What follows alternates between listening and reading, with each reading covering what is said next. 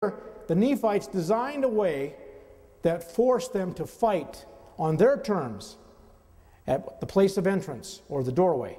Next one. Alma 49:18. The Lamanites could not get into their forts of security by any other way save by the entrance, because of the highness of the bank which had been thrown up, and the depth of the ditch which had been dug round about, save it was by, again, the entrance. Okay, first let's have a look at the casting of arrows. Next one. This was the Lamanites' weapon of choice. It is commonly used throughout North America. It is called the atl. It allowed them to throw an arrow 3 or 4 times the size of their body. And they would hurl them, and when they would cast them with their arms, that puts that arrow into an arc, causes it to arc and then to fall to the target. And this is why, by building the cities fortified, it took away the effectiveness of this weapon. Previous to the walls, the Nephites in a large body of men would face the Lamanites with a large body of men. All the Lamanites had to do was to arc these huge giant arrows into that body of people. And no matter where you got hit, arm, leg, shoulder, body, whatever, even just a wound would take you out of action. So they were very bad, very effective for the Lamanites. But by building the walls, now they can't throw them in a straight line. So now the arrows are arcing over the walls, falling inside the forts, and now they have no more effect. The Lamanites lost their best weapon when they fortified their towns and villages in the book of Alma. Next one. Here's an earth bank. This is a 30-footer. This is the ditch. This is the ground outside. This is the place of entrance. Today, this is a footpath for joggers on top of the wall. This would have had a wooden palisade built to the height of a man on top of the earth bank. This is Ohio. Wooden palisade. Here's your ditch down to here. Here's the outside. Here's the place of entrance. Next one. Focus, please. This is Fort Ancient. This is Ohio Highway 360. You drive in the east side of Fort Ancient, you drive out the west side, and you can drive through the gateways on both places. This is a wall, 25 to 30 foot high wall on both sides. This was the place of entrance to get inside Fort Ancient. Of course, I'm hollering at my friend to hurry up and take the picture. You can see the car screaming down the highway here, and I'm standing out here hollering, hurry up. This is a place of entrance. This is my friend Ernie. He's about 6'2", 6'3". These are, look how high the earth banks are coming in. This is a 30-footer. Next one, please. And here's another 30-foot bank. Here we are standing with our hands raised. The ditch has been long filled in by farming, but the earth banks are still there. They're huge. And this would have had a wooden palisade up here on top. And then every so often a wooden tower. Next one. Here again, to appreciate the size of the ditch. Ron here, he's my size, 5'9". Even after all these hundreds of years, look how deep the ditch still is today. You figure an inch fill for about every 100 years. So even with the fill of all this time, the ditch is still very well marked. And the bank has withstood. Next one. The only place they find fighting, which is no surprise if you look at the Book of Mormon, is by the places of entrance. The rest of the walls, they find nothing. But when they excavate near the place of entrance of the Ohio forts, they find skeletal remains that have been covered over in the ditch. Next one. 49, 20, and 21 of Alma. They were prepared, yea, a body of their strongest men with their swords and their slings, to smite down all who should attempt to come into their place of security by the place of entrance. We're talking about the Nephites. The Lamanites brought up their armies before the place of entrance, but they were slain with an immense slaughter. Now let's take a look at these places of entrance. This is a hill fort, or this is a place of resort. The cities, this represents elevation. These are earth banks. The cities and the villages would have been out here on the outside perimeter. They would run up to here in time of trouble. This is the place of entrance. Here we have a couple other entrances, but they're not used regularly. They're just probably for escape if the fort should fall. Notice these blue circles here, here, and here. these are the remains of stone towers. The Nephites did build towers. It tells us that in the Book of Mormon. And then here, this is the place of entrance, and we're going to focus on this right here. Next one. Alma's Book of Mormon, place of entrance. Okay, here's the outside. So the Lamanite army would be out here. Here's the first earth berm, and what's on top of the berm? Wooden towers. So the army would hit this bank. It would force them to run here and to run over here, a squeeze, because you got this elevation to fall off. So now they're slowed down to climb in here. As they slowly turn in here, the guys here and the guys here and the towers and the walls, they're going to let them have it. They're pelting them with arrows and stones or spears, wherever they got.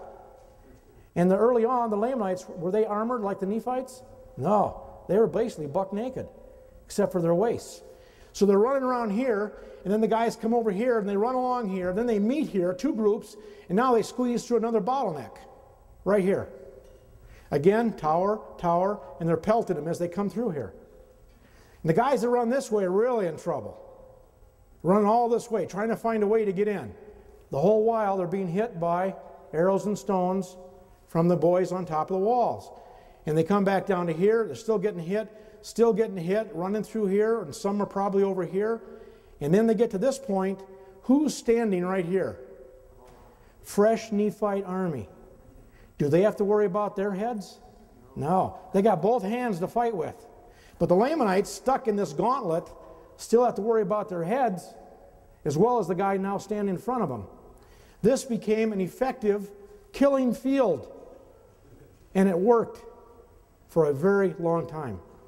This is atypical of the Hopewell forts in Ohio. Let's look at another one. Here's another one, a little bit smaller scale. We're going to focus on this area right here. This is the place of entrance. This is a 17-acre enclosure. Next one. We'll focus on that. Here you go. Here's your outside.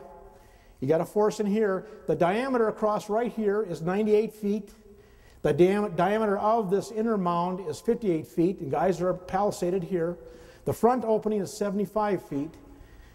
The front mound is a 5-foot height with a 40-foot diameter. The internal opening is 20 feet. And the passageway right here, which is not to scale, is only a 6-foot width. Imagine funneling an army into the 6-foot corridor just to get to this place, to fight the Nephites who are standing here as a fresh army. And all the while, the guys on the wall here are just hailing everything they got go down on them. And who do you think's up on these walls? The best Nephite warriors? No. Women and children, probably. All you got to do is toss a rock down, you're going to hurt somebody. That's all you got to do, folks. This is a killing field. All designed by Captain Moroni, 71 BC, fortified every city and every town in the land of Nephi, which runs not north and south, but it runs horizontal. I'm going to show you that too. Next. Alma 52 through 5. Upon the top of these ridges of earth, he caused that there should be timbers, works of timbers built to the height of a man round about the cities. And he caused that upon those works of timbers there should be a frame of pickets built upon the timbers, and he caused towers to be erected that overlooked those works of pickets. Let's have a look at the towers. When the archaeologists go out to the earth banks and they tear it apart layer by layer, they find circles where the ancient posts of the trees were sunk into the ground. It's called a post mold. If it's still there, it's only there because the log was burned by fire. And that's good for us. Bad for the Nephites. Good for us, because we can get a date off that post mold. But here are the sizes of the towers that were found in the earthworks. Some of them even have a mud and plaster covering to retard fire. Hopewell. Next one. Let's have another look. This is a winter shot. This is a recreation. Every post here has been put in the exact hole that they found when they removed the earth layer by layer to recreate this fortified city. This is a shot from the wintertime, which is great because you can really see it. See the towers? Here's the square towers. Here's a wall. Here's another tower. Here's a wall. Here's another tower. All stuck right where the original logs did hundreds and hundreds of years ago. Okay, next one. Here's a typical example, rock, stone, and earth. The wood would have been jammed right here in this hole. This is called sloughing off through the centuries go by. The wall just gradually collapses. Look at the dating on the post molds. This is 30 AD, 230 AD, 430 AD. That's it. All Book of Mormon timeline. Parallels. Nice fit. After that, no more construction. Focus. This is an aerial looking down on Fort Hill, just to show you the placement of the towers. This is that first one I showed you as a place of resort that has the towers going around the sides, all 33 towers. This is their killing field. They designed it in two places. This is a raised area. These guys here are elevated. They're looking down into this area of the killing field. The army of the Nephites would have to stand here and stand here, while the other guys, of course, are positioned in the towers to kill those who came into their place of security. Next one. Professor Riordan is my hero. He's the only guy in Ohio that has gone after the earth berms. You see, when the early historians saw Ohio, I mean, practically every hilltop they saw had something on it. And they went crazy because they went inside and they dug up all the burials because they wanted the artifacts. Nobody took time to look at the earth structures. And they didn't need to because for them it had no interest. But if you had read the Book of Mormon, you would understand that the earth berms are just as important.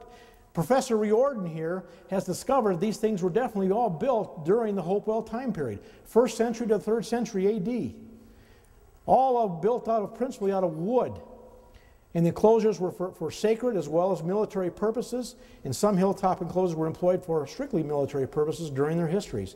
He has now found at the place of entrance of 3 hilltop forts that the place of entrance, the gate itself, was definitely burned by fire, and points were found showing warfare took place. Did warfare take place at every site in Ohio? No. Because in the Book of Mormon, many cities were abandoned, and they would jump and go to a neighboring city. So there wasn't a fight at every city. But there were at some, and it's been found. And Riordan's doing the work. And these are the years he's doing the work. I'm going to visit him this summer. He's a great guy. Next one. He's not LDS, by the way. He's just doing his job.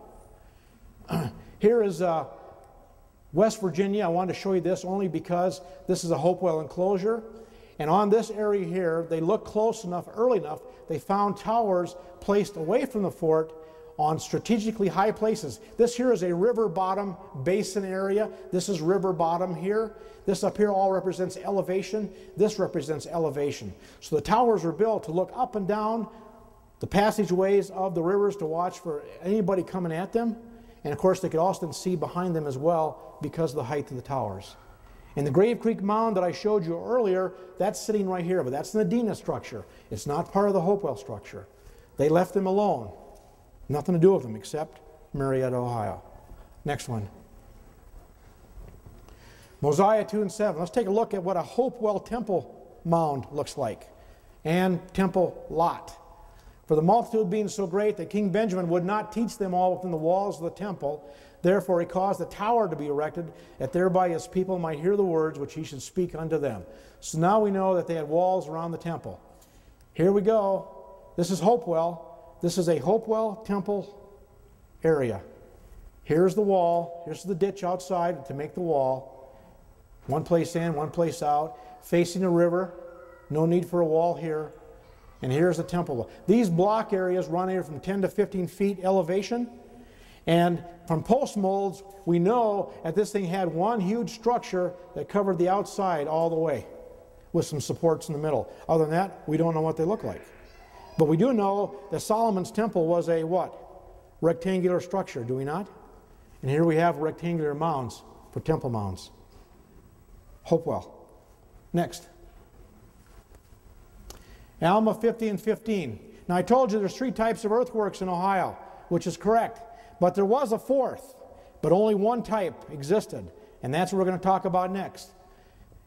And they also began in that same year to build many cities on the north, one in a particular manner, which they called Lehi, which was in the north by the borders of the seashore. But they built it in a particular manner. So this fort, or this city, if you were to find it, it should be different from the first three, which are numerous. Let's take a look. This is at Milford, Ohio.